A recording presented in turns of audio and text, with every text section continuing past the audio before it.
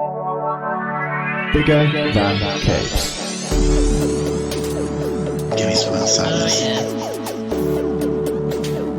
Yeah, I was looking forward to it, and then I watched it.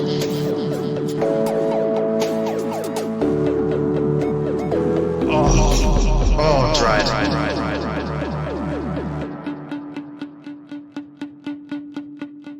Welcome to Bigger Than Capes. I'm Zach, and this week I'm joined by Lloyd and Grant DeArmitt of Hunt For The Solavore fame, or Hunt For The Solavore fame to be, perhaps. Well, let's hope. I hope. Yeah, we're going for infamy. Yeah. Always the way to go, isn't it? Why be famous when you can be infamous? So how are you both doing? It's good to meet you for the first digital time, I guess. Good to meet you. I'm doing okay. How are you, Grant? Oh, I'm doing fantastic. We had a little rut starting last Saturday, kind of a low period, but now it seems like we're finally like back on the horse, back on track. So that's been great. That's the issue that I see with a lot of Kickstarters, is that at some point it's pretty much the middle week, you just don't get any traction, and I don't know why. I've never been able to figure it out, because it always seems like there's a big bump at the start and a massive bump at the end, but a weird little dip when it seems like people don't realize they don't have to pay until the end of the campaign. My only thought is that it has to do with our lizard brain, and for some reason the last 10 days everyone's like, oh shit, that's right, I have to pay for this. There's another Kickstarter going on right now called Green Inferno, edited by this creator named Matt Blairstone. And Matt called this period the long, lonely howl of Kickstarter. Yeah. And I love that. I was like, oh my God, that's exactly what it is. A long, lonely howl. Yeah, because you're like, you can't just not promote your Kickstarter. Yeah. Like, so keep talking about it. Yeah, so like for 10 or 12 days, you're just screaming, oh, hey, if you'd like to back this book, that'd be super cool. And maybe you'd get one person every 5 days being like, okay, yeah, I might as well. That sounds like every Kickstarter. So hopefully this podcast will help, and this will bump a couple of those people along, and we'll get you your 5-day allotment of extra. Okay, hey, any help we can get, we appreciate it. It's good to have you both here. I'm looking forward to hearing more about Hunt For The Solavore, and so I guess first things first, like, what is your joint elevator pitch? I mean, you can both have one, or you can do this together, however you want to. I'll let you go, Grant. You're way better at this than I am. That is not true. I'm terrible at elevator pitches. I will say I wish that we had practiced a single joint elevator pitch that we could say at the exact same time. It would just sound really spooky. Yeah. If you want to do that and send it to me, I'll gladly edit it into this. Oh my God. Do you want to do that? Yeah. Okay. Yeah. Actually, I mean, there is one question that's essentially been the elevator pitch that's been at the top of the Kickstarter. Lane, do you want to say it together? Okay. Hopefully there's not too much of a delay on here. Okay, ready? Let's try it. Yeah. 3, 2, 1. What if Jack Kirby? Oh, see, we already messed up. Yeah, so the elevator pitch What if Jack Kirby created Dracula? That's it. That's the one. Yeah, the elevator pitch has been, what if Jack Kirby created Dracula? So it is it's a Gothic monster story, but on a cosmic scale. It follows the adventures of a noble and brave king as he seeks to destroy a beast that devours suns in the same way that a vampire devours blood. That's Suns, SUNS, not SONS. Yeah. Yes. Not the Holy Father. Yet. Yet. I mean, both premises work in different ways. Yeah, that's true. I feel like the second one would be harder to fund. You never know. I guess you never know. That is a weird place. What if a space vampire killed Jesus? Maybe it works. I don't know. We haven't actually finished the book yet. We can totally change this in a new direction. Little cameo. That would be a last minute swerve if you don't update the Kickstarter either, so it just changes as you're reading the book. Right. Wait a minute. It's a good premise, and the Jack Kirby creates Dracula question is a great question. I mentioned this to one of the other co-hosts of the podcast, and he immediately brought up that there was the Jack Kirby Dracula planet. Apparently, there's a Jack Kirby Dracula planet called Transylvania or something like that. Oh, okay. I know nothing about that, so just had to kind of like nod along, like, oh yeah, I know it well. Oh yeah, Planet of Draculas, sure. But it's a great question. Looking from the art you've put up on the Kickstarter page, there's definitely a kind of strong Jack Kirby art sense, which is super cool. I really like it. Oh, thank you. There was also I don't know if you've read it, but Erica Henderson and Alex DeCampi did a a Dracula story recently. And yeah. It's one page you put up that's all, well, not even page, one panel you've put up that's all red eyes and teeth, which is very similar to how we see Dracula in that, which also super cool design. So, oh, well, thank you. I'm definitely here for that. It's a premise that intrigues me. I like Jack Kirby and I like Dracula, so I feel like I'm probably the target for this, which is it's good news. Feels like a good place to be. Yeah, definitely. And in fact, I think all four of us who host the podcast are probably the target audience for this. So I know you've said things on the Kickstarter like the human side of cosmic terror, and that does intrigue me. I'm curious as to how the human element comes into cosmic terror, and are we going to see cosmic terror purely from the people under threat, or are we going to see the human side of the Solavore as well? Are you?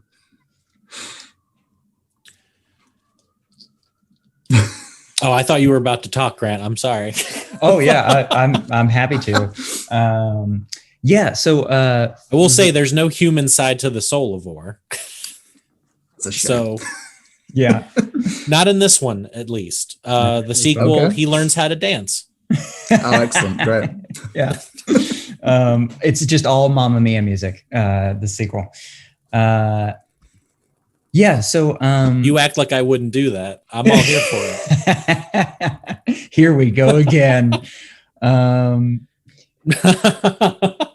Yeah, so Again, target audience, I think is great, love it. A couple of years back, I was at a Comic-Con, New York Comic-Con panel with Joe Hill, and who, by the way, gave us a shout out on Twitter, which was nice. amazing. Just made my week and day and year. And Joe Hill said that, horror is, I'm so butchering his quote, but he said, horror is the one genre where you absolutely, to make a good story, you absolutely need to care about the characters. Because if you have these characters that just don't connect to you in a human way, then you're just not gonna feel scared for them, and the horror is not gonna work. So I think it was really important to Lane and I to create not just a really cool like cosmic monster concept, but to then show or to tell the story through the eyes of the people that are dealing with it, and to make them what every good character is, flawed and lovable and broken and trying to heal themselves in a way. Yep. I think that's very true. I think, although I'm a huge fan of them, a lot of kind of like slasher horror films have a wealth of characters that you just don't care about. And Right. it's nice to have horror characters and, well, maybe not horror characters, but characters in horror stories that there is something to care about, something to root for. And that is definitely true. Sounds like Joe Hill's right, which is shocking, I suppose. Yeah. Who would have thought? Yeah, it's like he knows horror. Like, damn. So, on that note, so what is it that made you both want to tell this story? What is it that brought you to Dracula in Space? So ultimate title there. So I joke and say that when Grant came up to me with the idea of, oh, hey, what if we did a story about Dracula who ate sons? My reaction was, okay, you literally don't have to tell me anything else about this. I'm in. But it's true. He proposed the idea, and the minute I saw it, I was like, okay, this is the thing we have to work on. That makes sense. It's, like I say, great premise. I can see the immediate attraction to it. Has this always been an idea that you were kicking around then? Did you always want to do Solavore, or was this a, dawning realization one day that Dracula who eats sons is like the premise for you?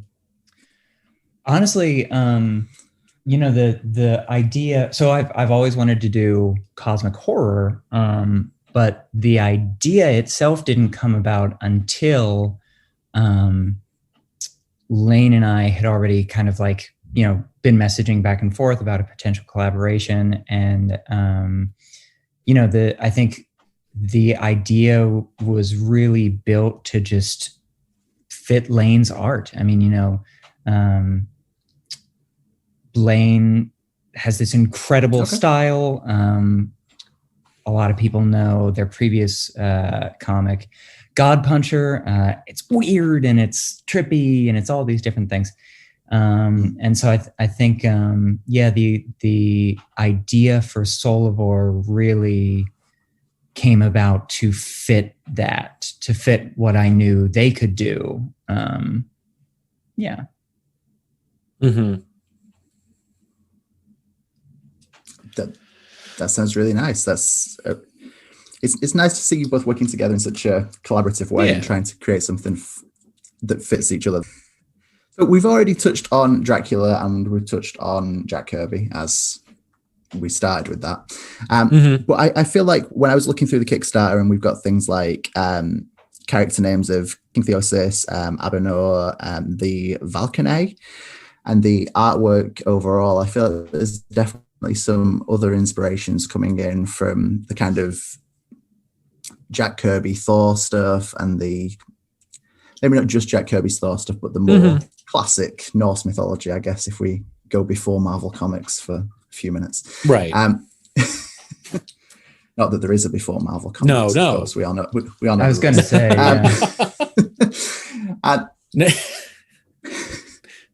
all stories started at like 1960 and nothing happened before that. Damn straight. So was it something else that you wanted to work in, the kind of classic mythology feel? Was that something you always had in mind to fit with everything else you had? Or was that just because of the kind of Jack Kirby influence which drew you in that Norse mythological direction? I feel like that was pretty early on that we wanted to maybe pull more from it's mostly Jack Kirby's view on mythology, but just mythology in general. Like, I feel like that was always part of it, even if it wasn't as expanded on as it is now. Because we didn't know what this was going to be when we first talked. I think we thought maybe a one-off that was pretty much just this random group of troops coming across the Solavore, and then it ends with all of them dying. And now it's just become this massive sci-fi fantasy thing. Okay. Yeah. That makes good sense. I did an interview last year with Ron V, who did These Savage Shores for Vol, and he talks about how I love that book. Yeah, it's great. So good. But he talks about how every bit of mythology around the world, there's always some kind of vampire mythology that pops up. So that kind of does tie in. I'm sure there's Norse vampires, or they're probably not called that, but there's definitely something there. You mentioned as well, kind of that this was going to be a one-off story, and I know on the Kickstarter you talk about kind of creating an all-new universe, and I think the exact quote is about comic fans being hungry for new worlds and new terrors, I think is what you said, or new horrors, new terrors. So what do you have planned beyond this, or is that something that will all come to fruition based on this Kickstarter? I think we've kind of talked, but I don't know if we have any like actual solid plans of, oh yeah, this is definitely what we're doing after. Okay, that's fair. So more cosmic stuff then, I guess. Yeah, like we've had. Yeah, I don't know, Grant. I'm trying to remember if we had any like concrete ideas of like, oh yeah, this is definitely what we're working on next, or if we've just been too stressed out of making this work. Yeah, of course. Yeah, right. Yeah, exactly. One book at a time. That makes good sense. Well, so because usually I have no problem of trying to do way too much, but yeah. So before we decided to do Hunt for the Solavore, we had been pitching a larger Solavore story, and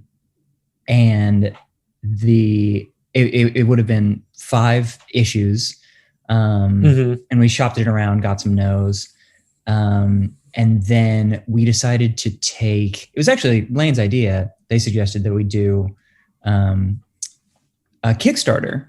And so we decided to take a little, like, basically short story that appears at the beginning of the 5 issues that we had planned and like expand it and turn it into Hunt for the Solavore.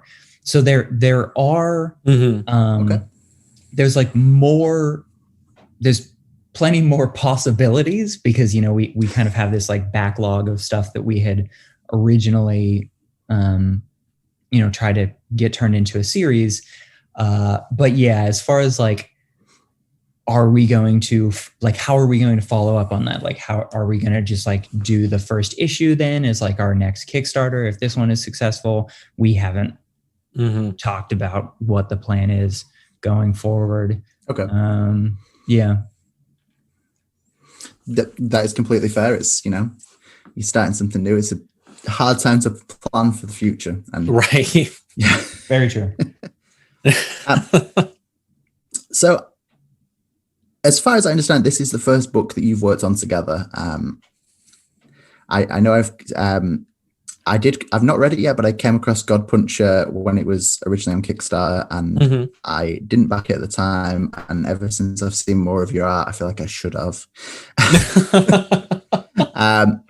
And Grant, I haven't read any of your work either, unfortunately, but I did notice that you've mentioned Black Hole Entertainment in your profile on the Kickstarter, and I did back their Kickstarter recently. I want to say it was last year, and maybe it was last year. I don't know. I was actually trying really hard to avoid backing Kickstarters for a while because I've backed all the Kickstarters for the last year, and I think it's Aubrey Citizen's fault that we're here now because I think we both retweeted his same or both liked something, and then Grant, I came across your Twitter with Hunt for the Solavore, and here we are. So you've drawn me back into Kickstarter. So don't know if I can forgive you for that, but we'll see. So majorly off where I was meant to be with that. So What is it that's brought you both to Kickstarter with this project? Is it just the follow-up on God Puncher was successful and you decided to come back for more, or? Yeah, that was part of why I suggested it. The other part was like Grant had mentioned, we had gone through a couple of rejections, and I am a very what's the word I'm looking for? I'm very stubborn. And at one point, I didn't message Grant this, but I was like, no, screw this. This is a good idea. We need to make this. Someone has to be able to see this. So after God Puncher's Kickstarter was pretty successful with almost no knowledge of how to run a Kickstarter, I thought, okay, well, surely the second time will be even better. So that's when I brought it up to Grant. Just like, look here, if we put this on Kickstarter and it gets backed and it gets funded, then we get to be able to tell the story that we finally want to be able to tell. Yeah. Instead of hoping for one editor to maybe say yes. Mm. That makes a lot of sense, and I think Kickstarter is definitely a good way to go. I think there's a lot of great books that are coming out through Kickstarter. Oh yeah. I feel like there's more every year that are great ideas. I think since the pandemic started, it seems like there have been, like, I don't know, 100% more people on Kickstarter with great ideas. I don't know if it's just people trapped at home being creative, or when I know there was that.